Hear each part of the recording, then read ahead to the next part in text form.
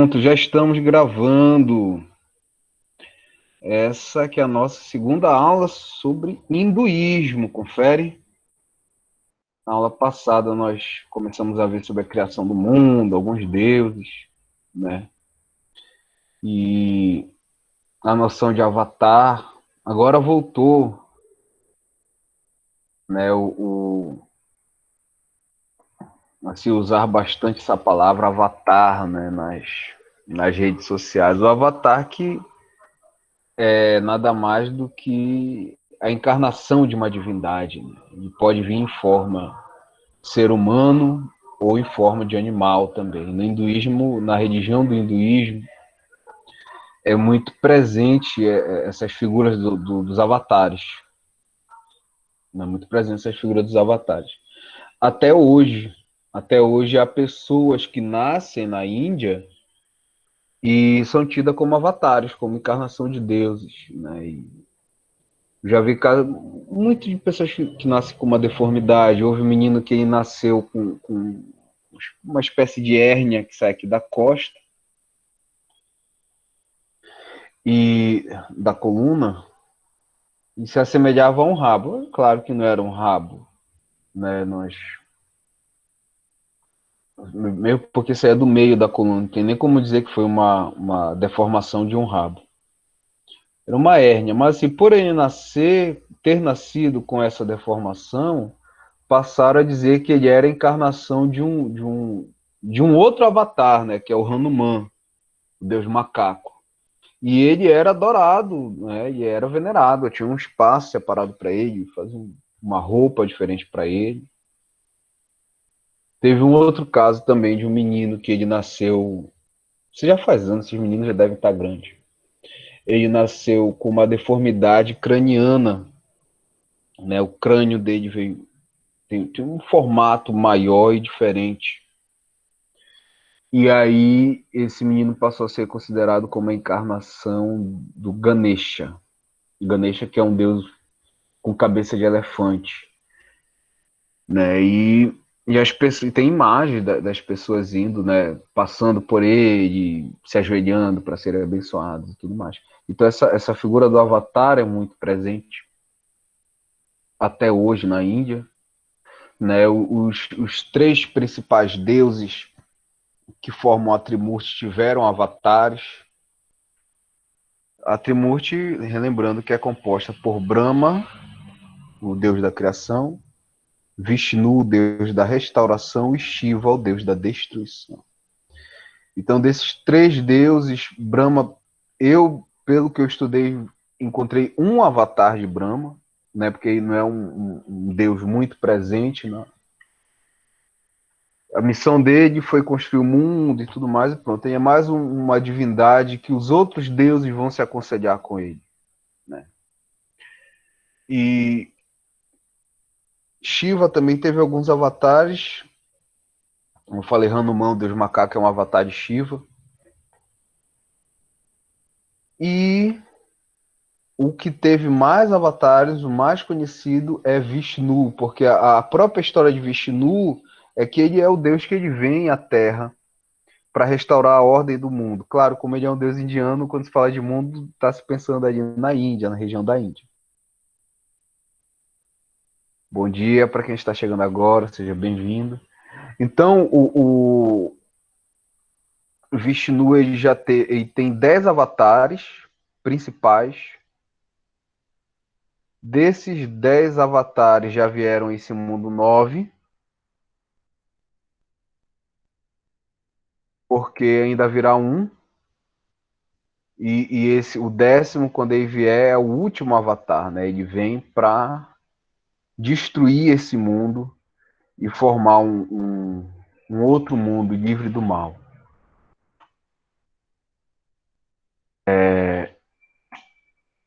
Fora esses 10 avatares principais, aí tem 14 menores, com missões menores. Né, muitos sábios, né, eram considerados avatares de Vishnu, e fora esses 14 aí vem seu bel prazer, né, e pode estar aqui agora com um avatar menor, uma missão bem menor. É isso. Eu gosto de estudar o hinduísmo porque ele é uma religião bem marcante da história da antiguidade, né? E foi registrado muita coisa. Então ele dá um arcabouço para a gente, ele dá uma base para a gente compreender como era a humanidade no passado, entendeu?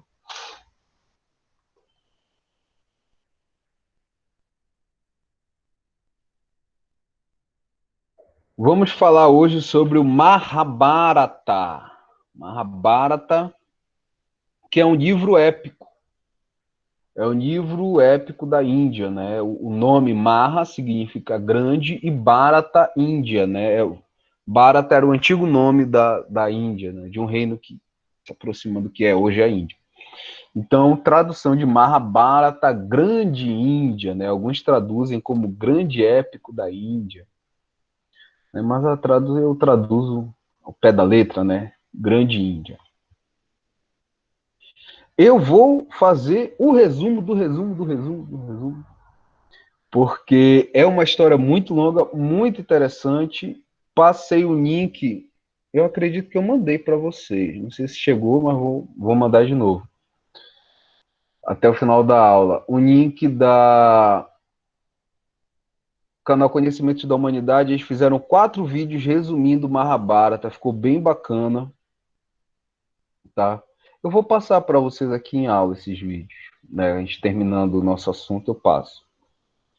E, e é interessante a história, né? Uma história de guerras, não só de guerras, mas de intrigas, né? Essa coisa bem emocionante. Tem um filme, e esse filme está disponível no YouTube, e o nome do filme é Mahabharata, tá? E tem 6 horas. Quem tiver paciência aí, né, de assistir. É um filme bacana e não.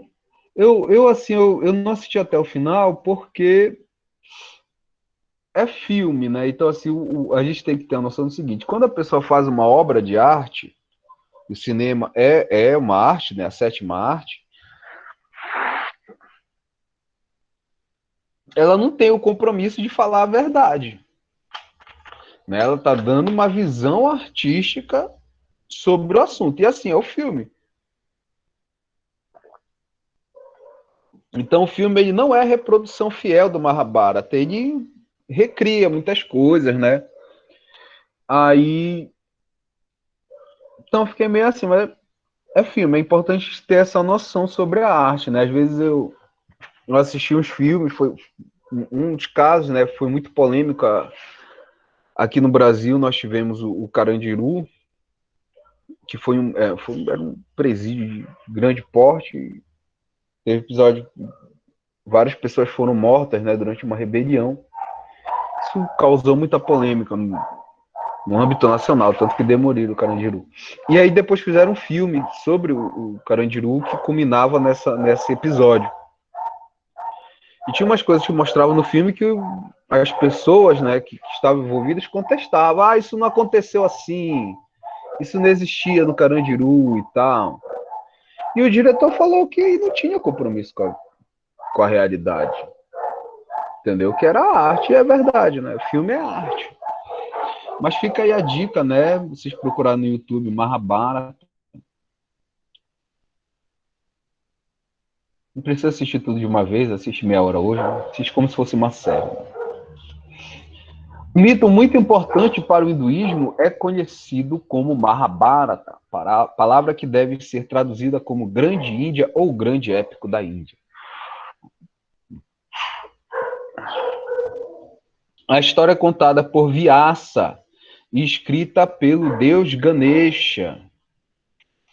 Conta-se vários momentos quando o reino da Índia ficou sem um rei e como providências foram tomadas para resolver isso. Em determinado momento, o trono foi ocupado por Pandu, que foi amaldiçoado e morreu, deixando como herdeiro os Pandavas, 5 príncipes nascidos por meio de mantra. Começa com essas várias seções do reino da Índia. Esse Vyasa, inclusive, ele é uma dessas encarnações menores de Vishnu. Havia outra encarnação, do outro avatar de Vishnu na época, que é um dos 10 avatares grandes, que é Krishna, ele participa da história. E uma encarnação menor, um avatar menor é Vyasa. Tá? É interessante essa manifestação que eles estavam na Terra ao mesmo tempo e eram manifestações do mesmo Deus.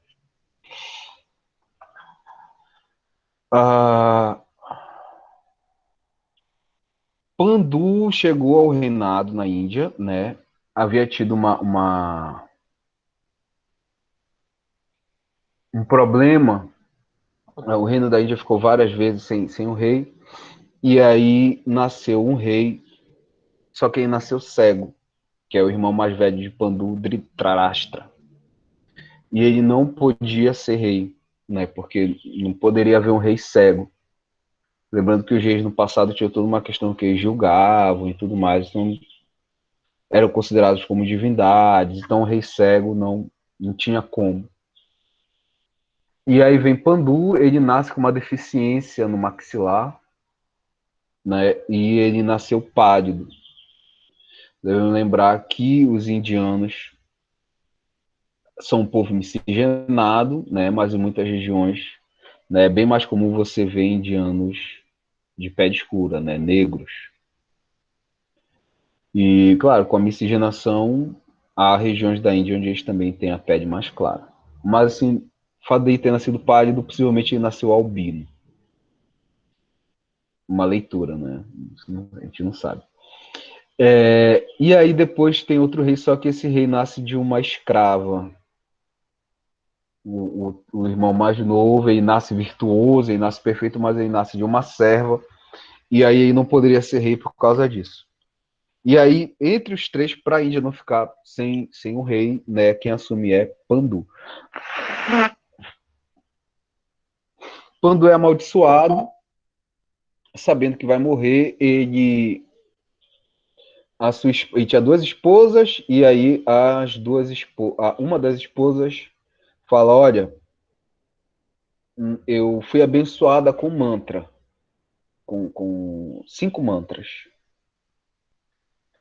E desses 5 mantras, eu posso recitar os mantras. Mantras, para quem não lembra, a gente citou, o mantra é um canto, um louvor aos deuses, uma forma também de se harmonizar com o universo, né? O principal mantra do hinduísmo é o mantra Om. Acredita-se que é a vibração do universo. Bom dia, bem-vindos aos que estão chegando agora. Não se preocupem, essa aula está sendo gravada, tá? E depois será disponibilizada no YouTube. Então, uma das esposas de Pandu tinha esses mantras, ela falou, olha, eu fui abençoado, um mestre me deu esses mantras, e aí ele disse que quando eu recitar um dos mantras, que eu pensasse em um Deus, e eu teria um filho desse Deus. Né? E assim nascem os 5 filhos de Pandu, né? Que são chamados de Pandavas. E aí nós vamos ter um primeiro ramo de filhos, né? Que são os Pandavas. Pandu morre, tá? Não, eu continuo lendo aqui o texto. Lembrando que esse texto que eu estou lendo é o da apostila de vocês. Já disponibilizei, vou disponibilizar até o final da aula de novo, tá? Ela num formato mais bem elaborado. Enquanto os Pandavas cresciam, o trono foi ocupado pelo irmão de Pandu, Dhritarashtra, que apesar de ser mais velho, não foi rei por ser cego. Dhritarashtra teve 101 filhos, chamados de Kauravas. Pandavas e Kauravas cresceram juntos, mas a inveja e a intriga fazem com que se separassem cada vez mais, chegando ao ponto de declararem guerra uns contra os outros. Professor, como assim o cara teve 101 filhos? E deve ter tido um monte de mulher. Não, ele teve 101 filhos com uma única esposa. E professor, isso aí já tá muito viagem já. Para ele ter 101 filhos, como é isso? Até o né? Ninguém é humanamente possível. Foi assim. É, a esposa de Dhritarashtra já estava grávida, né? E Pandu ainda não tinha tido nenhum filho.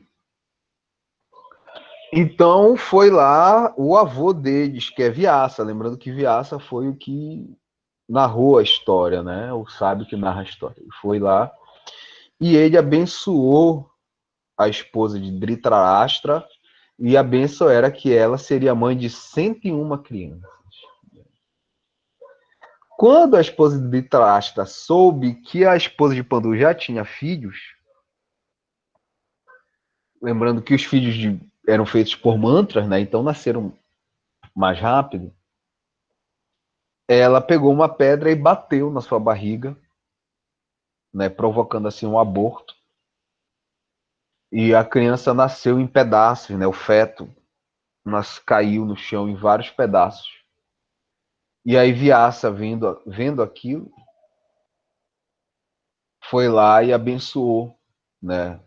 Aqueles 101 pedaços, e de cada pedaço nasceu uma criança, né? Daí nasceram os 101 Kauravas, né? Kauravas que vem de Kauru, se não me engano, que era um antigo rei da Índia, que eles eram descendentes, né? E Pandavas vem de filhos de Pandu. Então, aí nós vemos dois ramos da família real que se formou, né? Os 5 Pandavas e os 101 Kauravas, tá? Eles começam a disputar o reinado. Há muitas cenas e eles da disputa entre eles, né, pelo trono e tudo mais. Tem uma hora que eles perdem uma aposta. Ah, gente, é tanta história. Eu vou me segurar para não contar porque eu gosto dessa história e tal. Enfim, eles vão para a guerra, tá? E vão para a guerra. Depois eu passo o vídeo mostrando toda a história. É muito bacana essa história. E assim, não só o fato de eu gostar, não só o fato de eu gostar, porque essa história até hoje afetou a realidade da Índia. Tem um local na Índia que é um rio que por onde passa esse rio é uma área de preservação ambiental que assim que não precisou de nenhuma lei. Espontaneamente as pessoas não usam, não pescam, não vão naquele rio. Então, por que elas não vão? Porque elas acreditam que aquele rio é amaldiçoado, que é uma maldição que vem desde a história do Mahabharata. Entendeu? Uma princesa lançou uma maldição naquele rio que ninguém deveria tomar banho ali, e até hoje ninguém toma banho. Entendeu? Para vocês verem a importância dessa leitura, né? Assim, se tornou um espaço de preservação ambiental, né? A gente vai chegar lá. Com calma a gente chega lá. Acontece assim, né, a grande guerra de Kurukshetra, da qual Pandavas saem vitoriosos. A Índia passa a ser governada por Dhritarashtra e Yudhishthir, o mais virtuoso dos Pandavas. Entre os 5 irmãos havia o mais virtuoso, que é Yudhishthir. Óbvio, a história é muito mais extensa, complexa e cheia de ensinamentos, mas podemos dizer não ser a representação da luta do bem contra o mal apenas, mas sim uma luta do corpo contra o espírito. No fim, ambos conseguem se harmonizar e reinar juntos. Yudhishthir e Dhritarashtra. Eu faço essa análise e eu acho importante a gente refletir sobre isso, que é um ponto muito importante na religião indiana, a questão do corpo e do espírito. Né, o corpo ser dominado pelo espírito, ou o corpo estar em harmonia com o espírito, com o espiritual. Você vê Dhritarashtra, ele representa o que? O corpo. Né? E os Kauravas representam os vícios, né? Os desejos do corpo. Vocês veem que Dhritarashtra é cego. né? Assim como nós, seres humanos, né? Às vezes nos tornamos cegos pelos nossos desejos, pelas nossas ânsias, pelos nossos ímpetos. Às vezes você briga com alguém, do nada você explode, puxa, depois você para pensar por que eu explodi com aquela pessoa, podia ter relevado, mas na hora eu não consegui. É como se nós fôssemos cegos, né? Em determinadas situações. Então, após a guerra, né, durante muito tempo, quem reina é o destino, o corpo reina, né? E após o conflito, eles passam a reinar juntos, e o destino, desculpa, quem reina é Dhritarashtra, o corpo. Depois eles passam a reinar juntos, e o Yudhishthira, que era o mais virtuoso.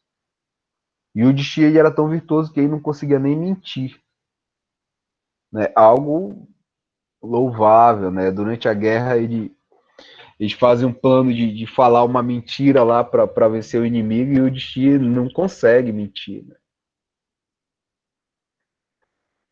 Ah, então o Mahabharata tem várias situações, vários ensinamentos, é importante dizer isso, tá? Durante o Mahabharata não é só a história corrida, ele para em vários momentos para dar ensinamentos, né?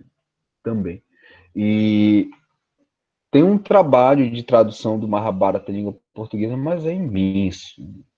Depois a gente pode ver se a gente acha. Até eu gostaria de ter acesso. Essas coisas, por serem caras, né, às vezes ficam muito inviáveis. Vamos lá. Vários caminhos. O hinduísmo conta com várias simbologias, porém a mais conhecida é o Om, ícone do mantra considerado como a vibração do universo e início de tudo. Na apostila de vocês que eu vou enviar o link daqui a pouco vai estar o símbolo do Om. Muitos são os ramos do hinduísmo. Aqueles que dedicam sua vida à religião são chamados de sadhus. Cada sadhu pode seguir tradições muito diferentes. Tomemos como exemplo os agores, servos de Shiva.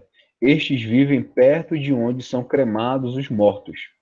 Adquirem um crânio humano e nesse crânio passa a ser usado como copo, do qual deposita todo o líquido que bebe. Os agores também usam cinzas dos mortos para fazer sua pintura corporal. Em seus rituais comem carne de cadáveres.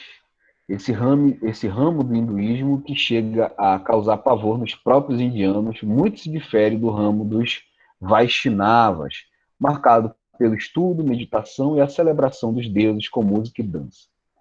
Outros grupos são Shakya, Yoga, Nyaya, Vaishikika, Purva, Mimamsa e Vedanta. Alguns mestres são chamados de Sarraidias, que significa imitadores ou charlatões. Esse termo era um termo utilizado para se referir aos mestres budistas, jainistas também, tá? O budismo e o jainismo, mas mais para os budistas, eram os sarraidias. Vamos lá. Vamos começar primeiro pelos sarraidias. Gente, em todo lugar a gente vai ver isso. Tá? Eu costumo dizer que em todas as religiões, por isso que você quer participar de uma religião, eu digo, é importante você conhecer, para você não se desiludir com uma pessoa. Né? Tal líder dessa tua religião fez isso, isso. Ele não é a religião, entendeu? E você ter consciência que em todo lugar há pessoas decentes e pessoas que não são, tá? Aproveitadores. E aí surge esse nome dos sarradias. Sarradias, primeiramente, era utilizado por budistas, né? Porque é uma religião que surge do hinduísmo, mas assim com visões muito diferentes, né? E traz algumas coisas do hinduísmo, mas hoje não é considerado hinduísmo, tá? Apesar do hinduísmo ter vários ramos, o budismo não é considerado hinduísmo. Mas ainda hoje há muitas pessoas que se aproveitam, né? Porque a Índia ela tem esse status, essa visão de local sagrado, né? As pessoas vão para lá para conhecer aquela cultura, aquela sabedoria milenar, entendeu? E tem aqueles que se aproveitam, né, levam, dizem que são mestres, levam para pessoas para meditar, tem casos até de pessoas que dão drogas para os outros para. Aí a pessoa vê de tudo e acha que chegou à iluminação, né? Mas isso não é hinduísmo, tá? Vamos lá para os agores. Os agores, eles são um ramo do hinduísmo muito pesado, né? Como nós lemos ali, até os próprios indianos, né, olham assim que os agores fazem. O sadhu é a pessoa que vive para a religião. Tá? É muito comum a gente ver em alguns textos o nome asceta, mas a palavra indiana para essa pessoa que vive para a religião é sadhu. Então o sadhu ele vive para a religião. Todos os ramos têm os seus sadhus, tá? E aí eles vivem de quê? Eles vivem de esmola, certo? Eles vivem de esmola, alguns sadhus vivem do que eles conseguem pegar na natureza. E os agores, assim, o sadhu, ele anda sempre com um balde ou um vaso.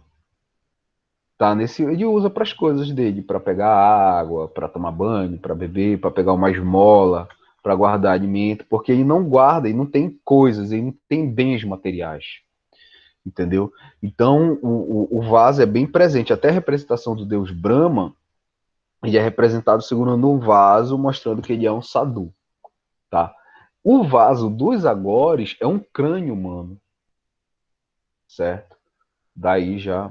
Lembrando que na Índia as pessoas são cremadas, então tem regiões onde se faz esse crematório dos corpos, tá? Os corpos ficam lá, às vezes enfaixados por vários dias até secar e poderem ser cremados. Há todo um ritual para isso. Da cinza desses corpos, os agores fazem a pintura corporal. Cada divindade tem uma pintura corporal própria. A de Shiva são 3 traços aqui na testa sendo cortados por um. A de Vishnu é tipo um Vzinho que faz aqui assim, uma ponta no meio. A de Brahma é mais difícil de. É uma bola e uns traços. Assim, eu consegui achar o significado da de Shiva. Uma história bem bacana. Se der até o final, eu conto ela para vocês.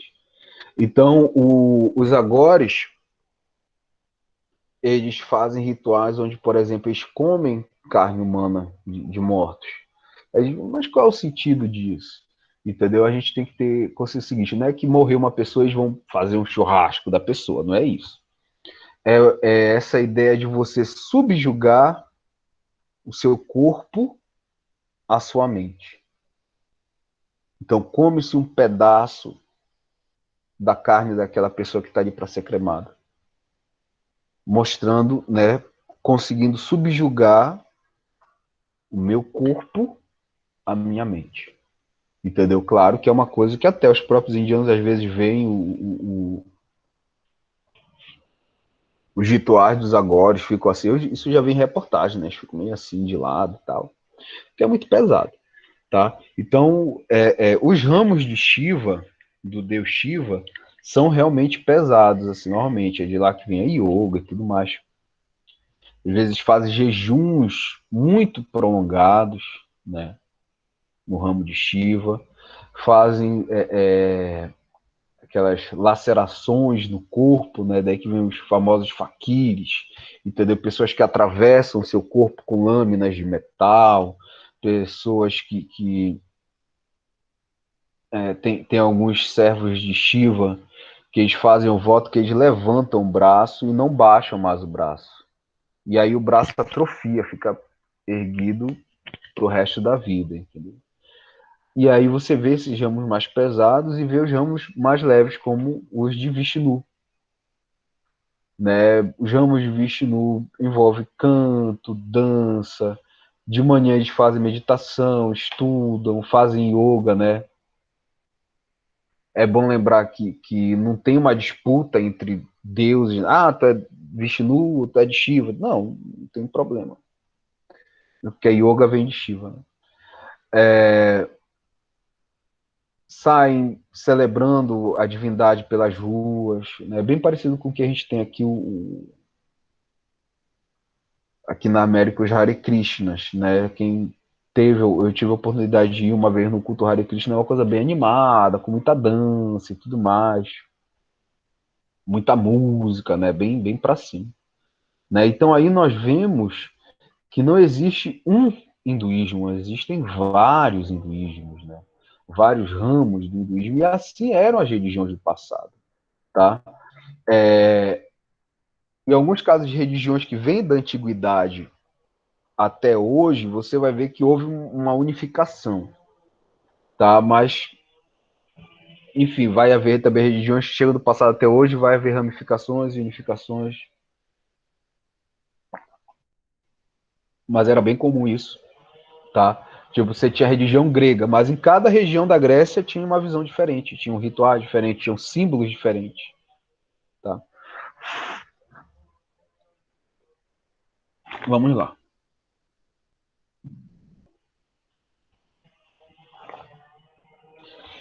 Entre as várias formas de seguir o hinduísmo, algumas crenças são compartilhadas, como, por exemplo, a divisão por Varnas. Varnas, que significa cor. Acredita-se que, assim, para Varnas, normalmente vocês verem reportagens ou textos, se refere a elas como castas, tá? Mas a palavra indiana é Varnas e significa cor. Acredita-se que os homens são divididos em 4 grupos principais: Brahmanes, que são os sacerdotes; guerreiros, que são os kshatriyas; comerciantes, são os vaishyas; e os servos, que são os sudras. Uma forma de exemplificar a divisão por varnas é que os de pele mais clara ocupavam as castas dos sacerdotes. Em seguida, os menos claros, os guerreiros, e assim sucessivamente até os de pele mais escuras, que são os servos. Porém, os textos sagrados mostram algumas descrições que contradizem isso.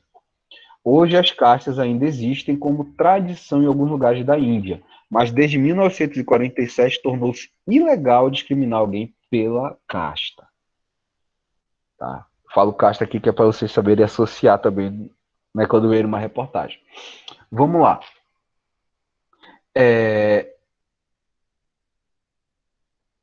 A explicação mais comum era essa. Os mais brancos eram considerados das castas superiores, né, e assim até a casta dos mais negros, dos sudras. Isso, sudras, que eram os servos. Se você vê em alguns textos, como eu falei no texto que nós lemos, isso meio que vai ser contraditório. Por quê? Eu vou dar um exemplo. Lembra dos filhos de Pandu, os Pandavas, né? Eles eram 5. Entre esses 5, havia um que se chamava Bhishma. A descrição de Bhishma é que ele era negro como a noite.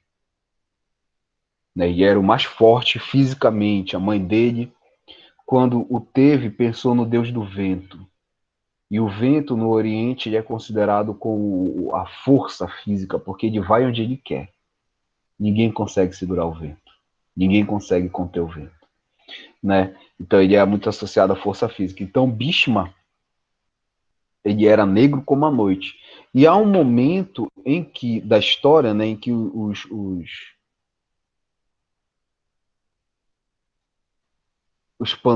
Pandavas, eles vão se disfarçar de Brahmanes, né? Eles vão para a floresta exilados e lá na floresta eles se disfarçam de Brahmanes. E chegam, inclusive, numa festa de casamento disfarçados de Brahmanes. Como é que eles iam se disfarçar de Brahmanes se os Brahmanes eram brancos e o Bhishma era negro como a noite? Entendeu? Então são alguns textos que a gente não consegue elucidar algumas coisas exatamente por serem. Você não vê assim traduzidos em língua portuguesa. Eu não encontrei ainda. Já de textos sobre os livros mais antigos da Índia, né? Já de reportagem, eu consegui alguns trechos também. Mas, assim, há indicações que no passado não era assim, no início não havia essa divisão por cor da pele. Tá? Hoje, se você for na Índia, você vai ver que as pessoas de diferentes castas têm diferentes tons de pele. Entendeu? Por exemplo, um líder indiano muito conhecido, que é o Mahatma Gandhi, tá? E era da casta dos Kshatriyas. Não tinha pele clara o Gandhi. Né? Então, pela lógica, ele devia ter a pele mais clara. Né? Você vai ver Brahmanes, né? Já vi reportagens, fulano é da casta dos Brahmanes, tinha pele escura. Entendeu? E falar, porque houve miscigenação e tudo mais. Então, enfim, tem essa explicação, né, dos Brahmanes serem de pele mais clara, até os Sudras serem de pele mais escura, mas eu não sei se era bem assim. Né? Pelos meus estudos, a gente vê que não era sempre bem assim. Agora, realmente significa cor, a palavra Varnas, né? E eles eram divididos. Você nasceu naquela caixa, você ia ser dela pro resto da vida se você fosse homem. Se você fosse mulher, você podia casar com alguém de outra casta, né? E mudar de casta. Hoje as castas existem, como eu falei, por tradições. Eu já vi umas reportagens dizendo que no interior da Índia ainda tem um certo preconceito em relação às castas, tá? Mas assim, nas grandes cidades, os brahmanes e os sudras trabalham juntos, né, sem problema nenhum, né? Tem brahmanes ricos até hoje, tem tipo famílias ricas brahmanes que são ricos desde a antiguidade e tudo mais, mas, né, por serem sacerdotes, eram os mais ricos, mas se mantêm ricos hoje por serem famílias de médicos, famílias de advogados e tudo mais. Né? Assim como tem sudras, né, pessoas que vieram da caixa dos sudras que enriqueceram, entendeu? Tem regiões da Índia que tem castas só daquelas regiões ali, né? Mas as principais eram essas quatro. Houve um período em que os Vaishyas governaram as Índias, que é a casta dos comerciantes. Tá? Quem governava a Índia oficialmente eram os Kshatriyas. Tá? Então, todos os guerreiros, que dentro da casta havia de subdivisões. A família real da Índia estava na casta dos Kshatriyas, certo? Outra crença, o karma. Karma é o destino, aquilo que deve acontecer ao indivíduo em consequência de seus atos desta ou de outra vida. Assim, o karma não é aleatório, e sim algo merecido. Então, se você nasceu para ser pobre, não interessa o que você faça, o hinduísmo diz que você vai ser pobre o resto da vida. Se você nasceu para ser rico, é o seu karma também. Você pode perder tudo e vai ganhar tudo. Isso nos textos indianos mostra, né, muito, isso é muito forte. Tem um caso de um filho um dos irmãos que devia crescer com os pândavas e foi adotado por uma família de pescadores, né? Então, tipo, o karma dele era ser príncipe, mas foi adotado por uma família de pescadores. Mas depois, quando grande, ele se torna príncipe. Então, essa questão do karma era muito forte, né?